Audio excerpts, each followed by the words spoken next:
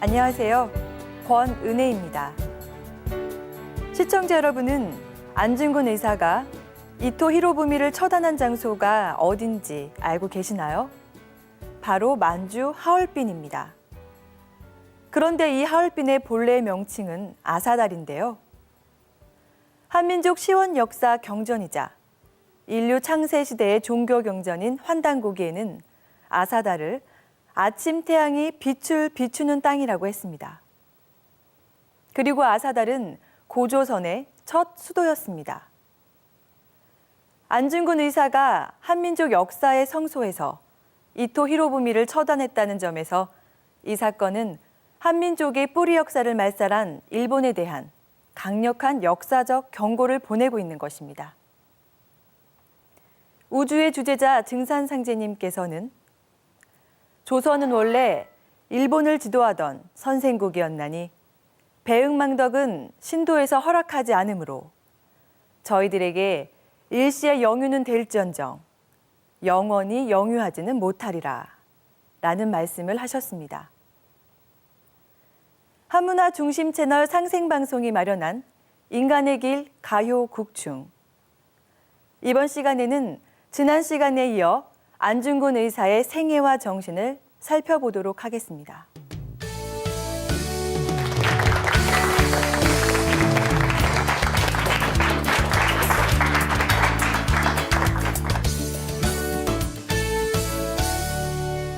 예, 1강에 이어서 2강에서 다룰 내용은 안중근이라고 하는 인물이 어떻게 살았는가, 생애에 대해서 대략적으로 살펴보려고 합니다. 사실 이토를 하얼빈에서 총으로 쏘고 세상을 떠나기까지 따져본다면은 안중근 의사 같은 경우에 1879년생이기 때문에 대략적으로 계산해 보았을 때 만 30년 조금 지나서 그 정도의 시간밖에 살지를 못했습니다. 그러니까 지금 생각해 보면은 상당히 젊은 나이에 스스로 그 목숨을 나라에 바친 그런 인물인 셈인데요. 어떻게 그 이분이 살았는지 우리가 생애에 대해 잘 알고 있다고 생각을 하지만은 사실은 아주 세부적인 부분들, 모르는 부분들, 혹은 또한 논란이 되는 부분들, 이런 부분들이 또 있고 하기 때문에 태어나서부터 이후의 활동까지 하나하나 조금씩 살펴보려고 합니다. 예, 첫 번째 제목은 현감 할아버지와 진사 아버지라고 제목을 달아봤습니다. 할아버지, 아버지, 즉 그 윗세대의 어떤 기본적인 내력들, 이 어떻게 있었는지 하는 것을 살펴보려고 합니다. 순응한씨 가문이고요. 이 가문은 기본적으로 다수의 묵과급제자를 배출했던 가문입니다. 원래 그 해주로 옮겨오는 과정에서는 뭐 거기에 대해서는 원래부터 양반이었는지 혹은 아닌지 뭐 이런 등등에 대해서는 다른 논란이 있습니다만은 크게 봐서는 안중근이 태어나기 몇 대 전부터 해서는 주로 묵과를 통해서 그 국가의 어떤 역할을 했던 그런 가문입니다.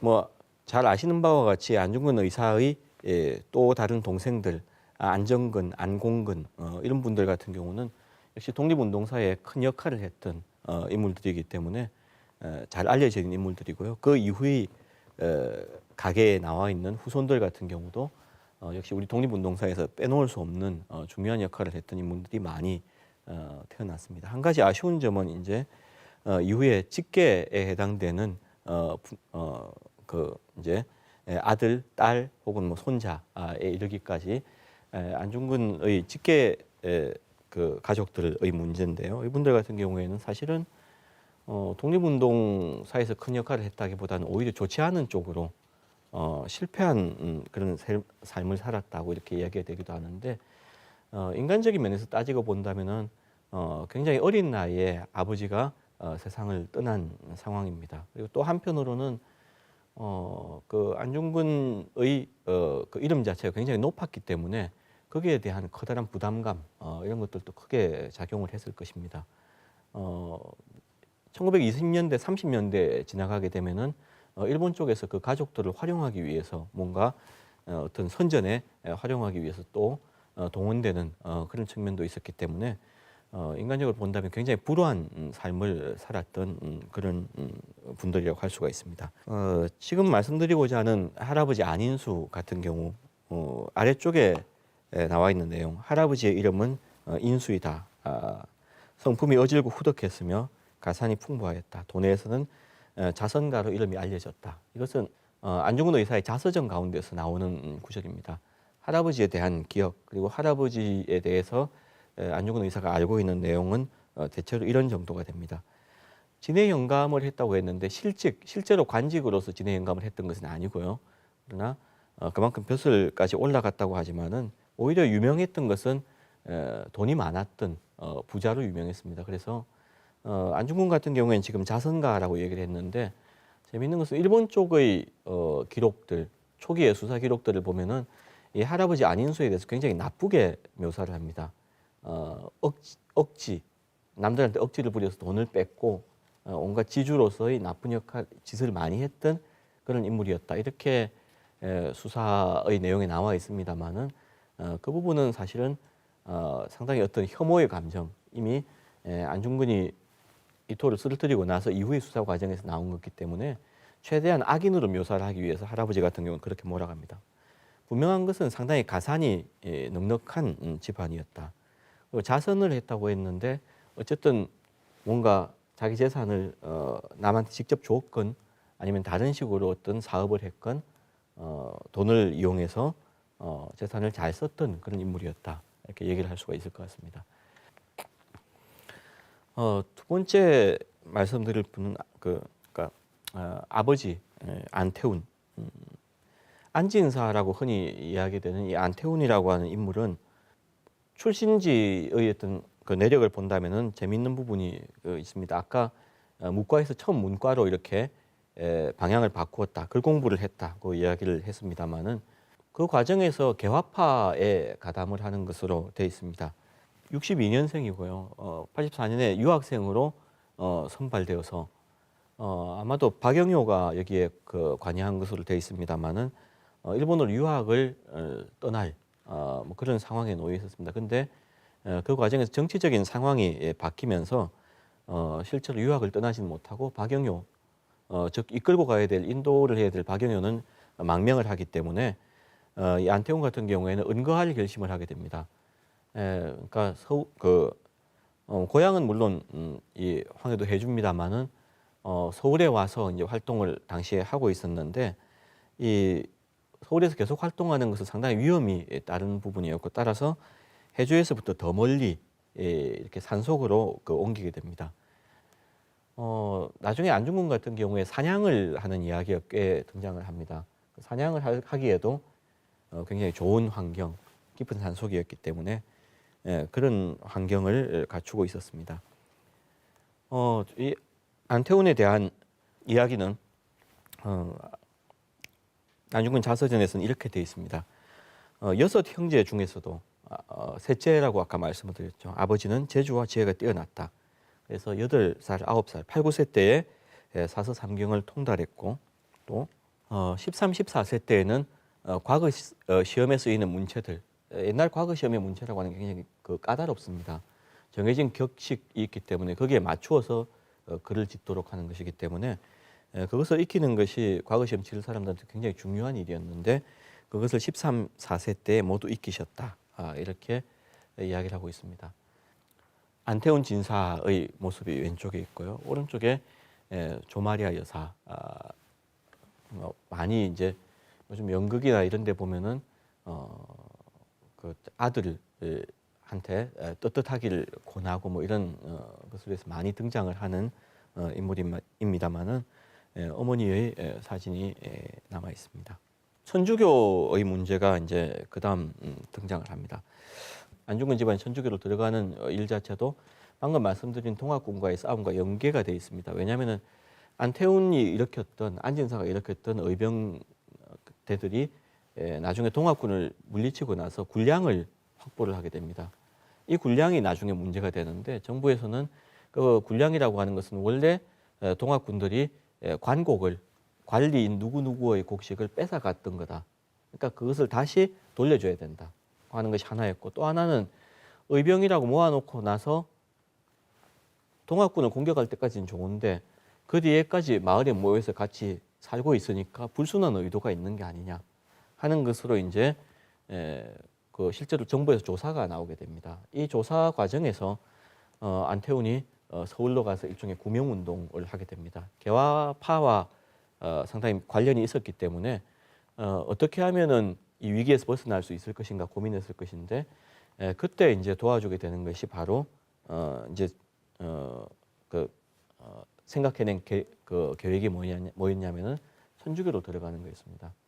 물론 그 과정에서 천주교와의 관계가 어떤 사상적인 것, 심리적인 것과 연관이 되어 있었겠지만은 우선은 천주교의 세력이 필요했을 것이다. 안태훈 입장에서는 그렇게 이야기를 할 수가 있습니다. 그래서 안태훈이 이후에 이 그 천주교의를 공부하는 도구를 가지고 청계동으로 와서 청계동 사람들이 모두 천주교에 입교를 하게 됩니다. 천주교에 입교한 이후부터 이 안중근 집안은 황해도 입장에 그 일대에서 함부로 건드릴 수 없는 집안이 되고 맙니다. 뭔가 하면은 정부 입장에서 천주교가 가지고 있는 어떤 배경, 특히나 프랑스를 중심으로 한 서구 제국의 배경이 굉장히 강했기 때문에 일종의 보호막 역할을 처음에는 했던 것이라고 할 수 있습니다. 근데 안중근 경우에는 그것과는 조금 다릅니다. 아버지는 상당히 그 생존을 위한 그런 부분이었다면은 안중근 같은 경우에는 스스로 입교를 하게 되고 입교에서 굉장히 열심히 활동을 하게 됩니다. 1897년 1월에 세례를 받는데 세례를 받기 이전에 교리 공부를 오랫동안 하는 과정이 나오고요. 그 과정에 대해서 이 뒤에 서양 선교사들은 이렇게 열심히 공부한 사람들을 못 봤다고 할 정도로 굉장히 열심히 공부를 하게 됩니다. 이후에 빌렘 신부의 복사, 바로 옆에서 늘 따라다니는 그런 활동을 하게 되죠. 이 빌렘 신부는 따라서 홍석구, 한국명으로는 홍석구, 홍신부라고 얘기를 하는데, 안중근의 어린 시절 내지 청년 시절의 어떤 교육 내지는 사상 이런 것과 관련해서 굉장히 큰 역할을 했던 인물입니다. 그렇죠? 어쨌든 이런 관계, 빌렘 신부와의 관계는 서로 상당히 오랫동안 믿음이 형성되는 그런 관계였고요. 또 기본적으로 외국어를 포함해서 세계에 대한 많은 지식을 빌렘 신부를 통해서 획득을 하게 됩니다. 프랑스어를 몇 달간 배웠었다는 이야기라든가, 혹은 세계에 대해서, 정세에 대해서 이 빌렘 신부와 주고받는 이야기라든가 이런 것들이 나옵니다. 자, 또 하나 세계를 천주교를 통해서 지식을 배우는 과정에서 대학 설립 운동을 하게 됩니다. 이게 그 대학이라는 게 오늘날 말하는 대학처럼 아주 큰 것은 아마 아니었을 것이고, 전문적으로 지식을 가르칠 수 있는 주로 이제 천주교가 당시 프랑스 쪽이었기 때문에 프랑스의 그 박사들을 모셔다가 한국 사람들을 가르쳤으면 좋겠다고 이야기를 합니다. 시기가 정확하지 않기 때문에 몇 가지 견해가 있습니다만 대략 1899년 정도쯤이라고 이제 추정이 되고요. 빌렘 신부와 함께 옆에 있었기 때문에 서울에 있는 미테일 주교한테 찾아가서 대학을 설립하자고 청원을 합니다. 그런데 미테일 주교가 거기에 대해서 반대를 하죠. 반대를 한 이유는 뭐 아주 현실적인 문제도 있었을 겁니다. 그렇긴 하지만은 기본적으로 내세운 것은 그것이 종교를 믿는 데 도움이 되느냐 하는 게 논점이었어요. 안중근 입장에서는 종교를 믿는 것도 물론 좋고 중요하고 훌륭한 일이지만은 지식을 얼마나 많이 잘 배우느냐, 그게 훨씬 중요했는데, 그래서 대학을 설립해달라고 이제 얘기를 했는데 거기에 대해서 반대를 합니다. 이 실패를 한 이후에 고향에 돌아오고 나서 이제 했던 것이 굉장히 유명한 말이긴 한데 약간 과장된 측면도, 오늘날에 이제 전해질 때는 과장된 측면도 좀 있습니다. 분한 마음으로 얘기하기를 스스로 천주교 진리는 믿을 만하지만은 외국인의 심정은 믿을 수 없다. 이 미텔 주교라고 하는 사람은 결국은 외국인이었다고 이야기를 합니다. 그리고 프랑스 말 배우던 것도 그만두었다. 프랑스 말은 빌렘 신부가 사실 가르치고 있었는데요. 말 배우는 것을 관두는 것이 뭔가. 그래서 벗이 왜 그동안 배우는 것을 관두냐. 사실은 안중근 같은 경우에 배움에 대한 열망 이런 것들이 굉장히 강했던 인물이고 뭐 총을 잘 쏘았다. 뭐 이런 것으로만 알려져 있습니다만 사실은 그 이전에 무언가를 배우려고 하는 이런 생각이 굉장히 강했던 인물입니다. 무슨 까닭에 그만두는가 하니까 일본어를 배우면 일본의 종놈이 되고 영어를 배우면 영국의 종놈. 그러니까 프랑스 말을 배우면 내가 프랑스 종놈이 될 거 아니냐. 그래서 관둔 거다. 이런 이야기를 합니다. 굉장히 강도 높게 뭐 이야기를 했습니다만은 이게 뭐 언어의 어떤 민족주의라기보다 그 당시의 상황, 굉장히 대학 설립이라고 하는 것이 정말 필요하다고 생각했던 것이 이루어지지 못한 데 대한 어떤 분노, 이런 것들이 굉장히 강하게 표출된 그런 하나의 사례라고 할 수가 있습니다. 이제 한국어에 대한 이야기. 한국이 위세가 높아지면 세력이 커지면은 결국은 한국어가 통용될 거 아니냐. 지금 어떻게 보면 많이 생각해 볼 수 있을 만한 법한 얘기지만은 저 당시에 저런 생각을 하기는 사실은 그렇게 쉽지 않았던 상황이었고 더욱이 외국어를 전혀 모르는 사람이 저런 이야기를 할 수는 있는데 외국어도 배우고 배워야 되겠다 생각하는 사람이 할 수 있는 이야기는 아닌데 그 점에서 좀 특별한 부분이 있다고 이야기를 할 수가 있습니다. 상하이 여행의 배경과 결과라고 했는데 이게 뭐 어떻게 보면은 크게 어떤 조선의 어떤 어려움에 대한 것이 하나의 배경이라면 또 하나의 직접적인 배경은 러일 전쟁과 관련이 있습니다. 홍신부, 아까 빌렘 신부죠. 빌렘 신부가 말하기를 정세를 이야기를 해줍니다. 러시아가 이기면은 러시아가 한국을 주관할 거고 일본이 이기면은 일본이 한국을 관할하게 될 것이다. 어찌 위태롭지 않겠느냐. 러일 전쟁 큰 사건, 조선에서 그리고 중국 땅에서 벌어지고 있는 큰 전쟁에 대해서 서로 이제 문답을 주고받았을 텐데 직접적으로 이야기를 해주는 거죠. 조선은 이제 큰일 났다. 저 전쟁은 어떤 결과가 나오든 조선에게 대해서는 굉장히 불리한 결과를 가져올 것이다. 어떻게 할 건가 고민을 하게 됩니다. 날마다 신문과 잡지 여러 나라 역사를 연구하며 읽고 있었다. 당시에 그랬다는 것이고 그래서 과거와 현재 그리고 미래의 일들을 미루어 추측했었다. 이러이러하게 되지 않을까. 그래서 결정한 것이 근거지를 옮기는 것이었어요. 생각을 해보니 상하이 중국 땅에는 우리 교포가 많고 또 나름대로 자리를 잡고 있는 분들도 꽤 있고 했기 때문에 거기로 가서 한번 새로운 활동을 해보자. 물론 그 내용 안에서 이제 뭐 다른 내용들도 이제 쓴 서술한 사람에 따라서는 달리 나오기도 합니다만은 크게 봐서는 어떤 새로운 돌파구, 국내에서 위기 상황, 점점 어떤 불이익, 조선인에 대한 불이익이 현실화되고 있는 상황에서의 어떤 새로운 돌파구가 필요했다. 그래서 1905년 6월 무렵 조금 이제 정확한 시기에 대해서는 이견이 있습니다만은 이 무렵이라고 하는 것은 사실은 을사년의 강제로 오조약이라고 이야기되는 사실은 을사조약이라고 하는 것은 조약의 명칭이 없습니다. 공식적으로 어떤 조약이든 국제적인 조약은 뭐를 위한 조약이라든가 정식 조약이 있는데 그냥 조약이에요. 명칭이 없어요. 그게 사실은 굉장히 큰 하자 중에 하나인데 저는 그게 맺어지는 것은 이후기 때문에 러일 전쟁이 일어나고 조약이 맺어지기 이전까지의 이미 외국에 나갈 시도를 하고 있었다는 거죠. 상하이에 도착해서 민영익 민시 세력들의 대표적인 인물이었고 당시 망명중이었던 그리고 상당히 많은 재산을 왕실 쪽의 재산을 가지고 있었던 그런 인물이었고요.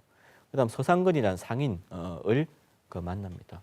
뭔가 일을 하자, 활동을 하자 이야기를 하는데 긍정적인 답을 해주지 않습니다. 민혁에게는 만나주질 않고 서상근은 쉽게 생각하면 그거예요. 나라가 나한테 뭘 해줬냐. 그러니까 내가 어려울 때는 도와주지 않았다. 물론 여러 가지 정치적인 이권이라든가 이런 것들이 같이 걸려 있습니다만은 서상근은 만났지만은 돕지 않겠다고 얘기를 합니다. 민영익은 절대로 만나주지 않겠다. 직접 대면도 하지 못하는데요. 나중에 안중근이 재판을 받을 때 민영이 거금을 내놓습니다. 재판 변호사 비용을 거금을 내놓는데 그때 가서 생각이 바뀐 건지 저때 안중근을 만나기는 좀 어려운 상황이었는지 그건 모르겠습니다만 어쨌든 직접적으로 거기서 활동을 하기 어렵다고 생각을 합니다. 찾아간 곳이 천주교 교회당입니다. 천주교 신자였고 일이 잘 안 풀릴 때 복잡한 일이 있을 때 찾아가서 뭔가 기도를 하거나 이렇게 했겠죠. 근데 거기서 만난 인물이 르각 신부입니다. 이미 르각 신부와는 안면이 있는 사이였고요. 안중근 같은 경우는 사실은 젊은 나이였지만은 황해도 쪽 그 천주교들 가운데서 굉장히 명성이 높았기 때문에 미테일 주교와도 사실 이전에도 직접 대면할 수 있었고 뭐 어릴 때 길 안내부터 했다고 이렇게 얘기를 합니다만은 르각 신부라고 하는 사람한테서 이제 충고를 듣습니다. 쉽게 말하면은 당신 같은 사람, 뭐 토마스라고 이제 세례명이 되어 있습니다. 토마스 같은 사람도 외국에 나오면은 조선에 누가 있느냐고 하는 것이 가장 큰 이야기고요. 그다음 지금은 어떤 일을 해야 된다고 하는 충고를 해줍니다. 그 충고를 듣고 이제 귀국을 하는데 귀국에서 보니까 부친이 안태훈이 세상을 떠났습니다. 이미 그 상하이로 가는 과정에서 안중근이 이미 주도적으로 집안 일을 이제 처리를 할 수 있는 단계에 왔기 때문에 진남포로 즉 황해도 산골에서부터 진남포라고 하는 곳은 중국으로 가는 배편이 닿는 그러니까 중국으로 나가기 서로 해외와 연락하기 굉장히 좋은 지역이었는데 그쪽으로 옮기게 됩니다. 그래서 그렇게 옮겨 있다가 상하이로 가서 왔다 갔다 할 생각이었는데 아버지가 죽으면서 그 당시에는 일단 가족들이 다시 청계동으로 가서 상을 치릅니다. 치르고 나서 나중에 이제 그 평안도로 나오게 되죠. 진남포로 그 나와서 이제 활동을 하게 됩니다. 이 르각 신부가 내놓은 어떤 해법이라고 할까요? 뭐 이런 것들은 어떻게 보면은 굉장히 뭐 정석적인 해법일 수도 있고요. 또 다른 한편으로는 정석적인 해법이라기보다 그 당시 상황을 좀 잘못 파악한 해법일 수도 있는데요. 그거는 판단하기는 정세가 지금 어떻다 하는 것과 관련이 있기 때문에 이야기하기는 쉽지 않습니다. 첫 번째 얘기한 건 교육입니다. 교육을 발달시켜라. 안중근 자체가 그 뭐 천주교 대학 설립운동, 대학 설립을 청원하는 뭐 그런 이야기를 했습니다만은 르각 같은 경우에도 인재를 키워야 된다. 제일 기본적으로. 왜? 조선이 기본적으로 어떤 지식 수준이라든가 상황 자체 굉장히 떨어져 있는데 뭔가 이걸 수준을 올려놓지 않으면은 앞으로 희망도 없다. 교육에 대한 이야기는 계속합니다. 사회 확장. 사회라고 하는 것은 지금의 사회, 지금 사회 확장한다면 좀 이상하지만 일종의 단체라고 생각을 하면 됩니다.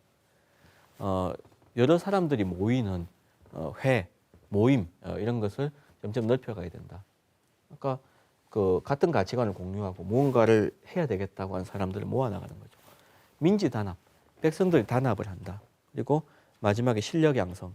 이때 실력이라고 하는 것은 글쎄요 여러 가지가 있을 겁니다. 근데 제일 기본적인 저때 실력이라고 하는 것은 산업입니다. 산업을 일으켜야 된다. 당장 외국에 다 뛰쳐나와서 외국에서 망명해서 독립운동한다, 활동을 한다. 그거 갖고는 해결되지 않는 부분이 많다고 하는 것이 르각 신부의 충고였습니다. 이 충고와 사실은 상당히 관련이 있을 텐데요. 애국 개몽 운동에 적극적으로 참여합니다. 학교를 설립하고 운영했다고 했는데 두 개의 학교를 설립합니다. 하나는 이미 운영되고 있었던 학교를 인수해서 자기가 운영을 하고요. 그다음 하나는 새로 학교를 만들게 됩니다. 이 학교들에서 교육했던 과정이 무엇인가 하는 것이 뭐 아주 정확하게 나와 있지 않습니다만은 안중근이 거기에 나름대로 그 역할을 하려고 했던 부분들이 있고요. 또 영어 과목을 강조했다는 게 좀 특이하면서 재미있는 부분입니다. 외국어에 대한 관심, 강조 이런 것은 일관되게 안중근이 이야기를 했던 부분 가운데 하나입니다. 또 하나는 서우학회에 가입을 하게 됩니다. 1905년 이후에 우리나라에서는 상당히 많은 학회들, 단체들이 결성이 됩니다. 지역에 따라서 뭐 평안도 지역, 뭐 기호 지역 등등에서 지역에 따른 학회들이 결성이 되는데 서북 지역의 대표적인 학회가 서우학회입니다. 여기에 가입한 기록이 남아 있습니다. 스스로 어떤 자기의 역할을 하려고 했던 것이죠. 이건 삼흥학교와 그 관련된 어떤 그 신문 보도입니다만은 두 개의 학교 가운데 하나입니다. 몇 번의 신문 보도가 등장하는데 신문 보도의 내용은 첫 번째는 이 재산을 내서 자기 사재를 틀어서 그 학교를 세웠다고 하는 것이 하나고, 또 하나는 이 학교의 교장 누구와 학생들이 이 국제보상운동에 참여했다고 하는 내용입니다. 당시에 재정적인 문제가 굉장히 중요했기 때문에 굉장히 크게 일어나고 있었던 상황들이 국제보상운동인데 여기에 적극적으로 참여합니다. 국제보상운동이나 서우학교에 가입한 것도 사실 크게 성과를, 눈에 띄는 성과들을 보인 것은 아니지만은, 그러나 분명한 것은 굉장히 열심히 그것을 하기 위해서 노력을 했다고 하는 겁니다. 이런 애국 개몽 운동에 대한 참여라고 하는 것은 사실은 어떻게 보면은 할 수 있는 방법들을 최대한 동원해서 했다. 그러나 그 기간은 그렇게 오래 가지가 못합니다. 상황이 바뀌었기 때문이죠. 간도에서 블라디보스토크로 이렇게 되어 있습니다만은 해외 활동을 이제 하게 됩니다. 아까 상하이에 잠깐 나갔었다고 했지만은 그때는 갔다가 준비를 하는 과정에서 개몽운동부터 하자고 돌아왔죠. 돌아왔는데 지금은 나갈 수밖에 없었던 그런 상황인 거죠. 좀 이것은 화백이 그린 뭐 당시의 그림은 아니고요. 최근에 그린 이 그림입니다만은 군대 예산과 관련돼 있는 그림입니다. 가장 큰 사건을 든다면은 1907년에 이제 간도를 거쳐 가지고 블라디보스토크로 이렇게 가게 되는데 가장 큰 계기가 됐던 것은 역시 광무 황제를 폐위한 것. 더 직접적인 계기는 바로 군대 예산 이렇게 됩니다. 1907년이라고 하는 시점은 어떻게 보면은 1905년에 이미 오조약을 통해서 일본의 외교권을 비롯해서 아주 실권들을 그 국가의 실권들을 거의 다 뺏겼던 상황이었다면은 7년에는 그나마 남은 것도 완전히 뺏기고 황제까지 갈리는 그런 상황이었죠.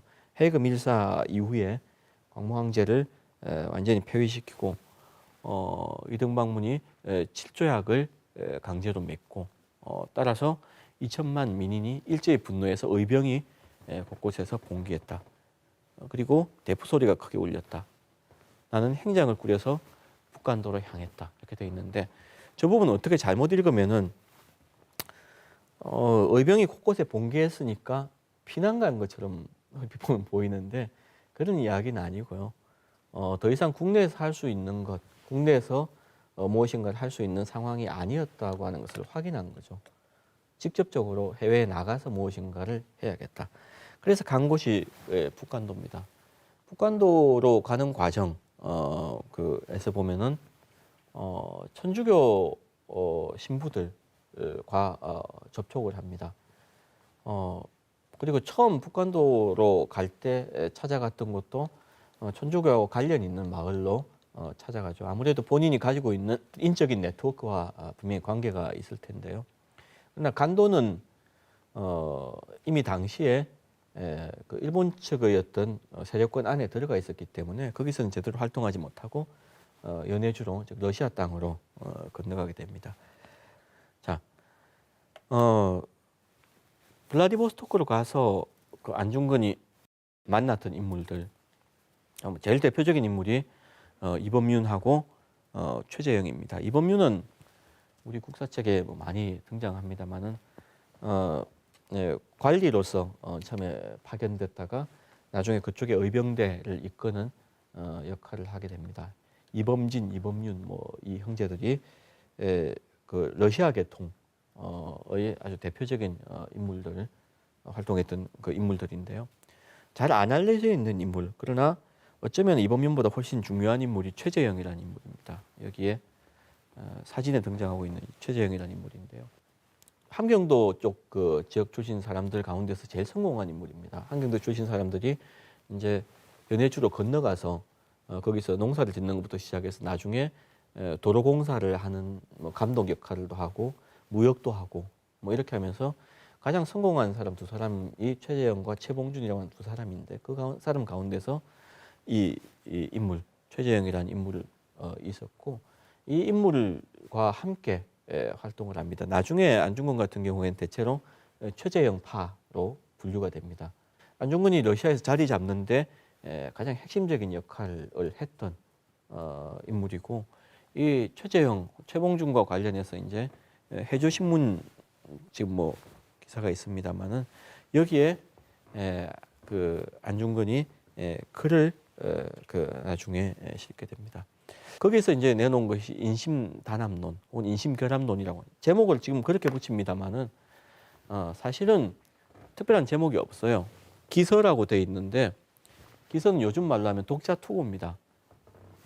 그러니까 붙이는 글 신문의 정규의 기자가 아니고 투고한 글을 그대로 실어놨어요. 사설처럼 실어놨기 때문에 투고한 글을 실는 것은 상당히 이례적으로 보이는데 저 글에서 백성들의 마음을 단합하는 것이 굉장히 중요하다 하는 그런 과제를 이야기를 하게 됩니다.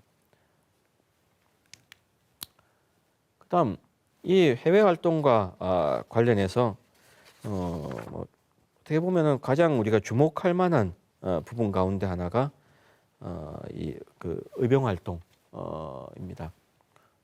연해주 지역에서부터 이제 그 이 지금의 어떻게 보면은 함경도 쪽이죠. 함경도 쪽으로 이렇게 의병을 이끌고 이렇게 들어오는 그런 과정인데요.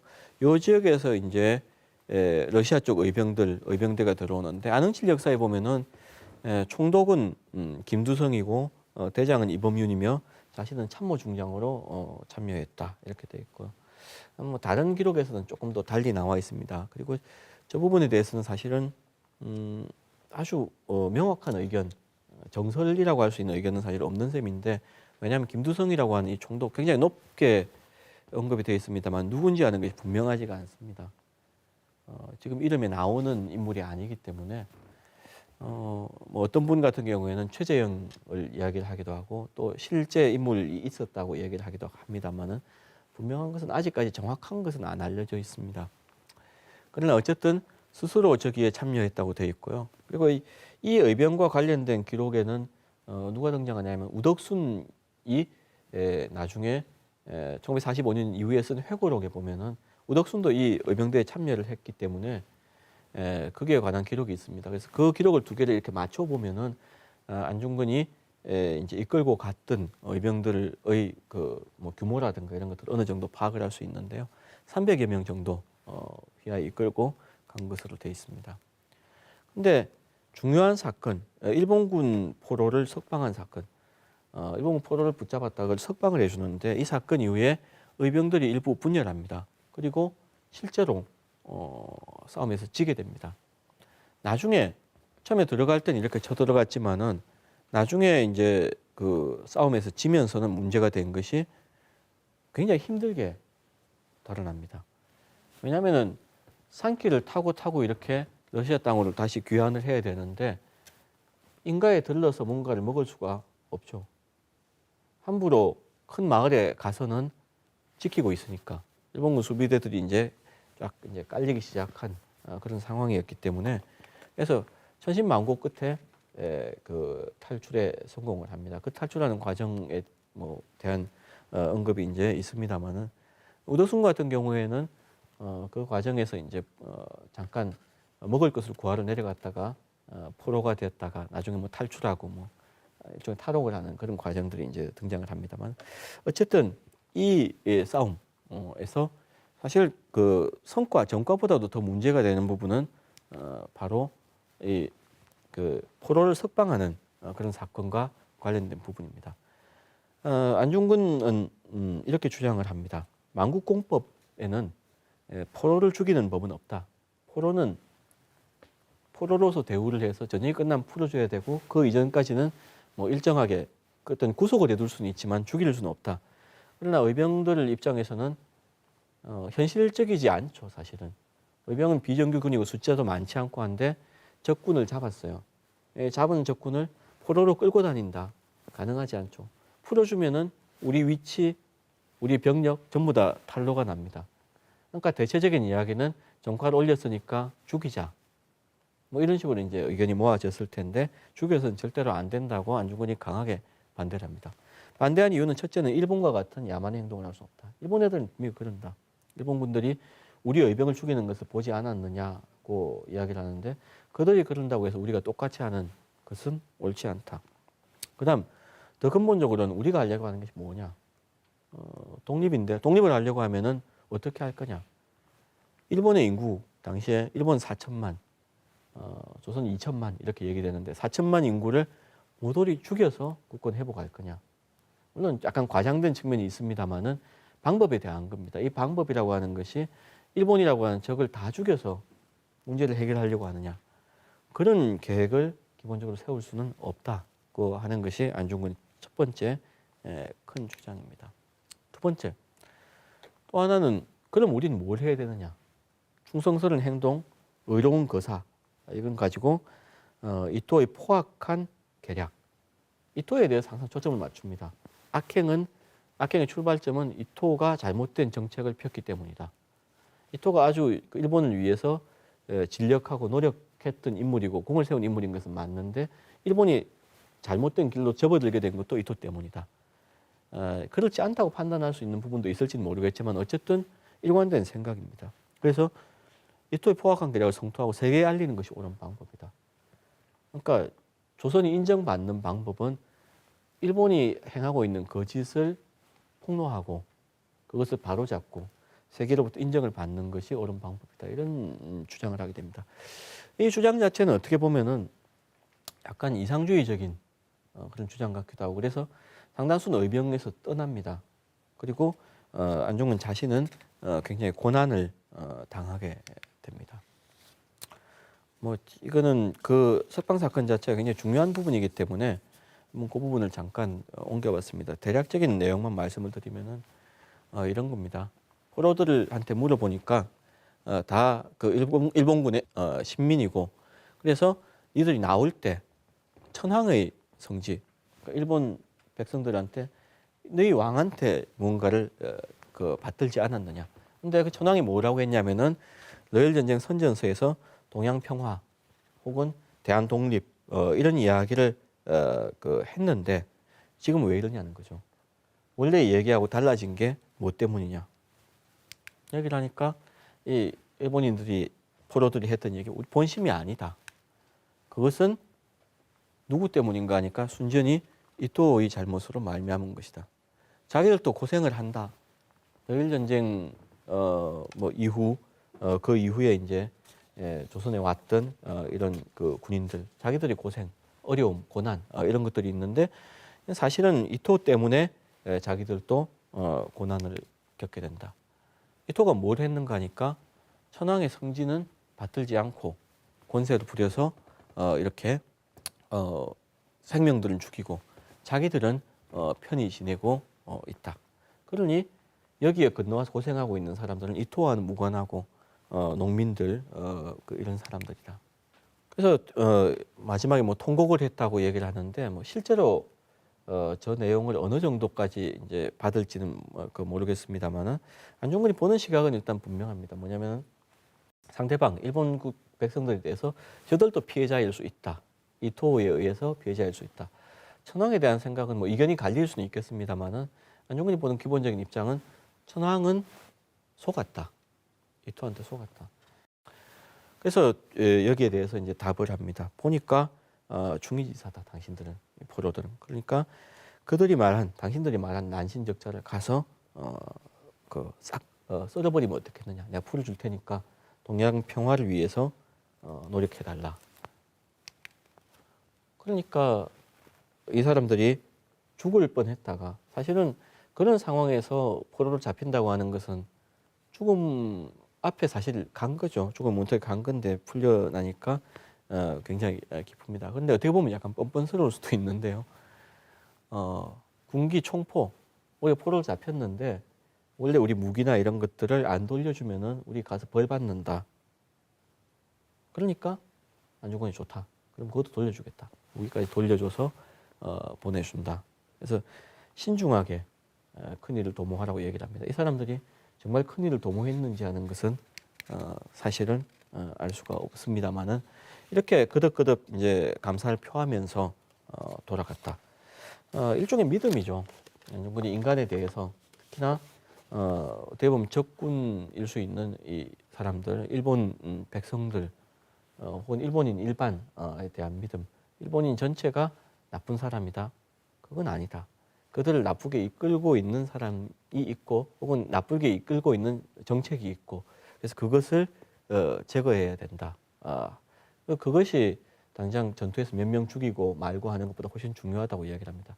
그건 어떻게 보면은 전쟁 자체로 본다면은 글쎄요 동의하기 좀 어려운 부분이 있죠. 만약에 여러분들 전쟁터에 나갔는데 대장이 이 포로를 풀어주면서 뭔가 이상주의적인 얘기를 했다 그러면 자기 입장에서는 굉장히 이제 힘든 그런 부분들이 분명히 있을 텐데요. 그러나 안중근의 어떤 생각, 사유를 단면을 가장 잘 보여주는 그런 사건 가운데 하나입니다. 이 단지동맹 우리 잘 알고 있는 단지동맹을 하게 되는 것은 그 이후입니다.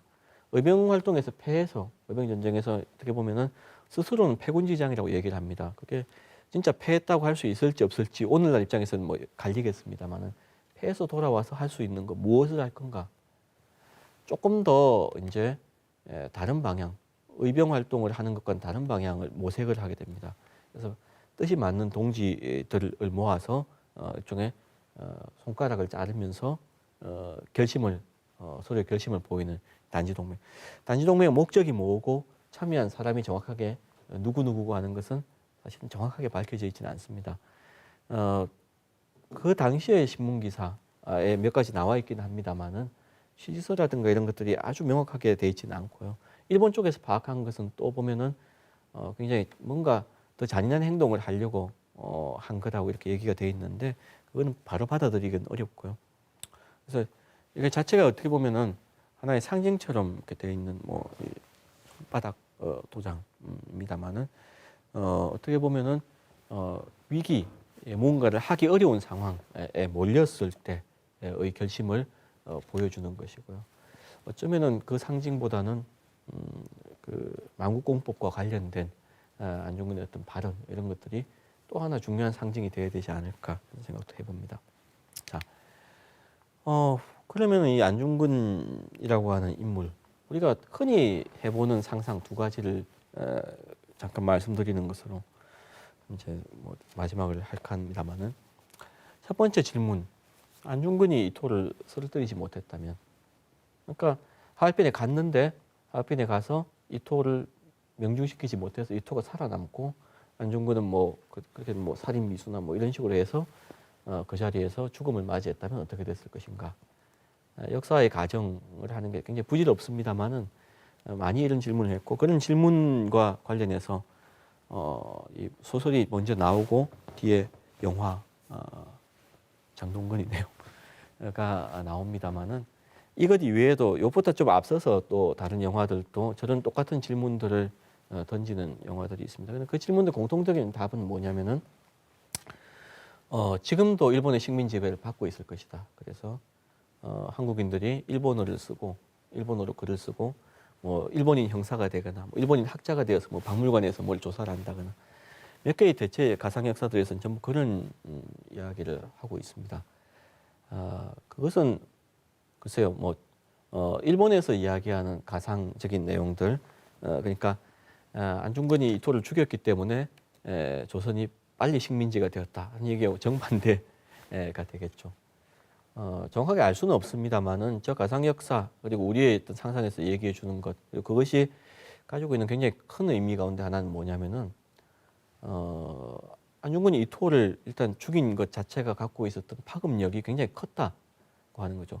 중국에서도 사실은 안중근에 대해서 높이 평가하는 이유 가운데 하나가 중국의 이후의 독립운동 혹은 그때 중국이 독립운동이라 하기 어렵습니다만 항일운동을 하는데 굉장히 중요한 자극제 역할을 했어요. 그래서 조선인 작은 그리고 거의 식민지가 돼가는 조선의 이름 없는 백성도 저런 일을 하는데 우리가 못하느냐. 조선의 입장에서는 안중근의 사진이라든가 그 사실 손가락 뭐 이야기를 합니다만 이 손가락이라든가 이런 것들이 하나의 독립운동에 굉장히 중요한 상징이 되었기 때문에 사람들을 결속시키는 그런 역할을 하고 꾸준히 어떤 그 독립운동가들이 내세울 수 있는 그런 인물로 이제 자리를 잡았기 때문에 그것이 가지고 있는 파급력이 훨씬 컸죠. 이토가 죽고 죽지 않고의 문제보다도 이토를 쓰러뜨렸다라고 하는 것이 이제 이후 역사에 미친 그런 그 어떤 힘 이런 것이 굉장히 컸다고 할 수 있습니다. 따라서 그런 관점에서 본다면은 저런 가상 역사들은 뭘 말하는가 하면은 독립해야 되겠다는 의지조차 우리가 느끼지 못했을 것이다. 안중근이 없었다면 그런 관점으로 볼 수 있겠죠. 두 번째 질문은 조금 답을 하기 더 어려운 부분입니다만은 안중근이 만약에 쏘지 않고 우덕순이 쐈으면 어떻게 됐을까? 아까 두 패로 갈려서 이제 기다렸다고 얘기를 했는데 답을 하기 굉장히 난처합니다. 어려운데 몇 년 전에 소설 가운데서 이 문제를 직접적으로 제기를 했던 경우가 있습니다. 그 이야기는 사실은 뭐냐면은 그 소설에서 한 이야기는 마찬가지였을 것이다. 성공했더라면은 우덕순이 쏘았더라도 마찬가지였을 것이다. 이렇게 그런 관점에서 이야기를 합니다. 물론 그게 핵심적인 내용은 아니고 하나의 생각의 출발점 가운데 하나로 등장하기 때문에 저런 식의 어떤 완전히 새롭게 역사를 쓰는 것은 아닙니다만은 그러나 다른 한편으로 생각해 보면은 안중근과 우덕순의 생각이 완전히 같았을까? 물론 상당히 같은 부분 99%까지 같았을지 모르겠는데 좀 만약에 다른 부분이 있다면 무엇이었을까? 저는 그렇게 봅니다. 우덕순이 나중에 쓴 회고록에 보면 이런 이야기가 나옵니다. 안중근과 서로 약속하기를 누가 먼저 쏘든지 적을 쓰러뜨리되 최대한 많은 적을 쏘자. 그러니까 총을 가지고 무기를 가지고 들어가서 이토를 쓰러뜨리고 이토 이외에 힘닿는 대로 총알이 남을 때까지 다른 일본인들도 쏘아서 쓰러뜨리자고 이렇게 같이 약속을 했다고 자기 회고록에 그 우덕순이 기록을 하고 있습니다. 안중근이 지금까지 보여준 어떤 모습들과 그것은 많이 달라 보입니다. 안중근 같은 경우에는 포로를 풀어준다든지 아니면 저격의 순간에서 어떻게 보면은 굉장히 명사수였던 것은 일단 분명히 잘 알려진 사실인데 명사수임에도 불구하고 이토를 쏜 세 발 이외에 다른 세 발은 치명상을 입히지 않았다고 하는 것은 전혀 다른 문제라는 거죠. 그 와중에서 내가 다른 죄 없는 죄라고 하는 것은 이토만큼의 큰 죄를 짓지 않은 사람을 죽이게 된다면은 큰 잘못이다. 이런 이야기를 하고 있습니다. 예, 그것은 따라서 역사에 가정을 하는 것은 좀 이상하긴 합니다만은 그리고 안중근과 우덕순이 달랐다고 얘기를 하기는 또 어려운 부분이 있습니다만은 저건 안중근이 남아서 동양평화론을 쓰고 그 동양평화론이 최근에 재조명되면서 우리가 얻을 수 있는 혹은 더 생각해 볼 수 있는 거리가 더 많은 것은 아닌가 하는 생각을 해봅니다. 물론 우덕순이 동양평화론을 썼을 수도 있겠죠. 그러나 그것은 지금으로서는 알 수 없는 그런 내용입니다. 따라서 우리가 생각해 볼 것은 그런 것입니다. 시대가 영웅을 만들었다. 안중근이 마지막에 쓴 이제 자기 노래 장부가라고 하는 데서 시대와 영웅의 관계를 이야기를 합니다. 때가 영웅을 만든다고 이야기를 하고 자기는 그런 영웅이 사실 되었다는 이야기인데 그때의 모든 사람들이 안중근과 같이 되지는 못했죠. 그것은 때가 영웅을 만드는 것은 굉장히 제한적인 부분이고 내가 영웅이 되기 위해서 물론 영웅이 되기 위해서 사는 것은 아닙니다만은 내가 무엇인가를 하기 위해서 큰 일을 하기 위해서 도대체 무엇을 준비하고 어떤 일을 해야 할 것인가 하는 데 대한 뭐 그런 생각 안중근을 보면서 어쩌면은 그런 생각을 더 많이 해봐야 될 것이 아닌가. 그러니까 그대로 따라서 외국의 누군가를 죽인다든지 그 어떤 우리의 뭐 독립운동에서 굉장히 중요한 인물이긴 합니다만은 독립운동에 나선다든지 독립운동을 할 수 있는 상황과 그런 시대가 주어지지 않는다면 문제가 또 다르기 때문에요. 예, 그런 것들을 보다 더 많이 생각해보는 그런 계기로 안중근을 한 번 더 생각을 해봐야 되지 않을까 합니다. 그 이외에 뭐 다른 생각들은 그렇습니다. 스스로 한번 생각을 더 깊게 해보는 것이 좋지 않을까 하고요. 제 이야기는 이것으로 일단 마치겠습니다.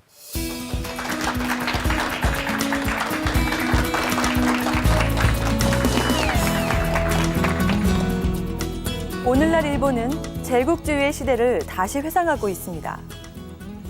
아시아와 세계의 평화를 위협하는 일본에게 100여 년 전 던진 안중근 의사의 경고는 아직도 진행 중입니다.